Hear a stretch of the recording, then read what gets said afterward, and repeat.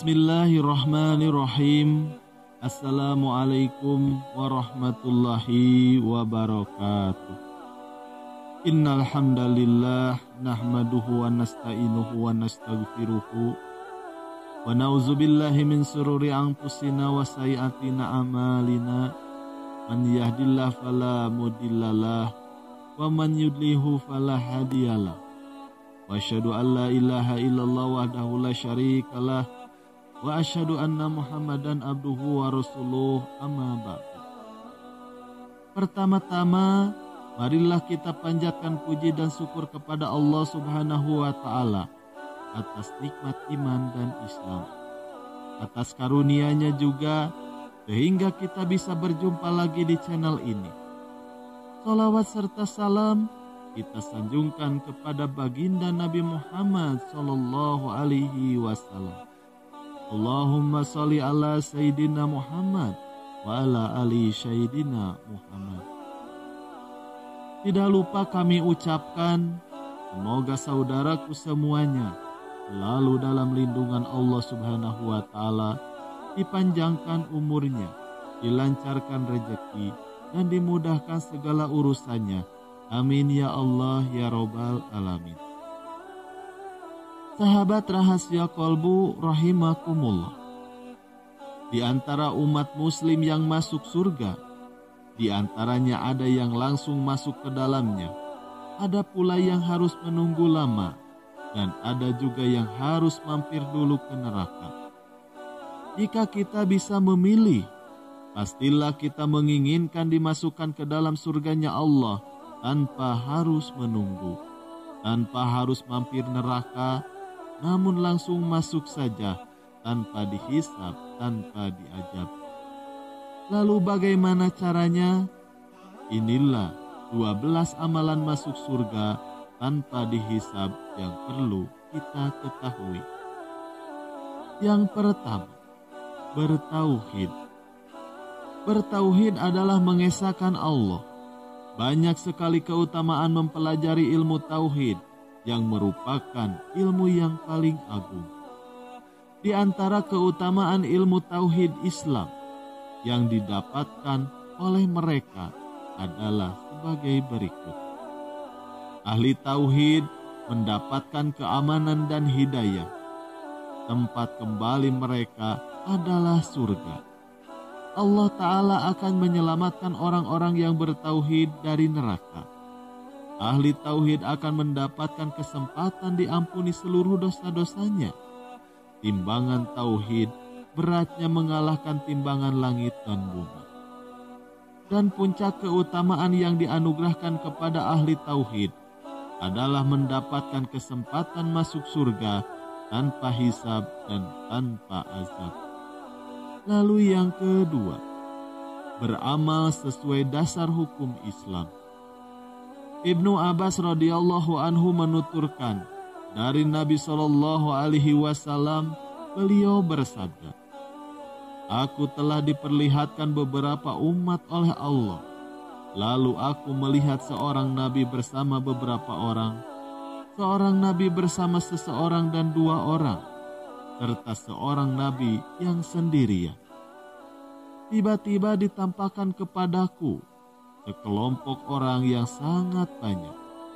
Aku mengira mereka itu adalah umatku, namun disampaikan kepadaku itu adalah Nabi Musa dan kaumnya. Selanjutnya, tiba-tiba aku melihat lagi sejumlah besar orang, dan disampaikan kepadaku, ini adalah umatmu. Bersama mereka ada 70.000 orang yang masuk surga tanpa hisab, tanpa azab. Kemudian beliau bangkit dan masuk rumah. Orang-orang pun membicarakannya tentang siapakah mereka itu." Lalu yang ketiga, bertawakal. Dengan selalu bertawakal kepada Allah dalam segala ujian yang diberikan, maka kita sebagai umat muslim mempunyai kesempatan dimasukkan ke dalam surga tanpa melalui hisaban Allah Subhanahu wa Ta'ala. Lalu yang keempat, bersih dari dosa syirik, bid'ah, dan maksiat. Yang dimaksud bersih dari dosa dengan segala macamnya, di antaranya adalah syirik, bid'ah, dan maksiat. Adalah seorang hamba yang ketika dia meninggal dalam keadaan sudah bertaubat dari seluruh dosa-dosanya yang telah diperbuat selama hidupnya. Atau bisa juga dosanya sudah diampuni oleh Allah sebelum dia meninggal karena perbuatan yang dianggap sebagai perbuatan kifarat untuk segala dosa-dosanya. Lalu yang kelima, jauh dari syirik besar dan kecil.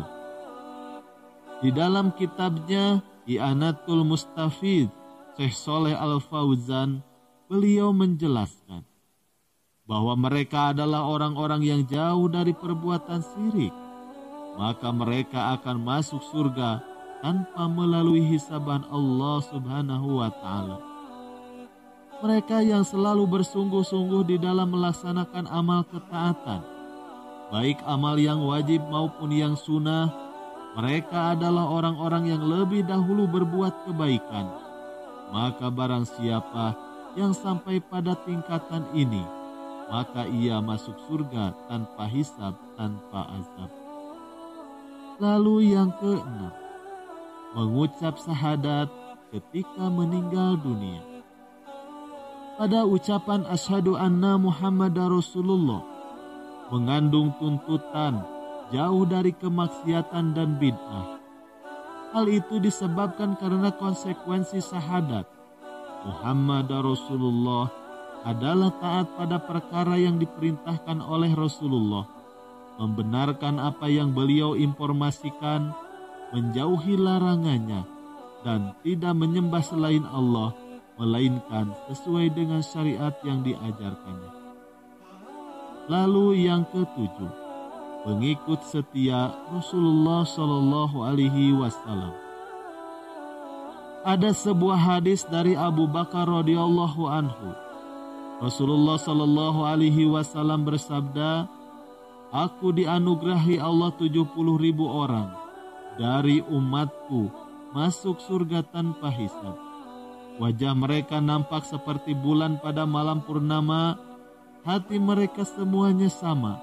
Lalu aku memohon tambahan kepada Allah, dan Allah menambahkan untukku setiap satu orang menjadi 70.000 orang." Hadis riwayat Ahmad. Lalu yang ke-9, orang yang pertama kali masuk Islam di masa Rasulullah Sallallahu Alaihi Wasallam. Allah berfirman, "Dan orang-orang yang beriman paling dahulu, mereka itulah yang didekatkan kepada Allah, berada dalam jannah kenikmatan, segolongan besar dari orang-orang yang terdahulu, dan segolongan kecil dari orang-orang yang kemudian." Quran Surat Al-Waqiah ayat 10-14. Lalu yang selanjutnya, mendapat buku amal di tangan kanan. Allah berfirman, "Adapun orang-orang yang diberikan kitabnya dari sebelah kanan, maka dia akan diperiksa dengan pemeriksaan yang mudah, dan dia akan kembali kepada kaumnya yang sama-sama beriman dengan gembira."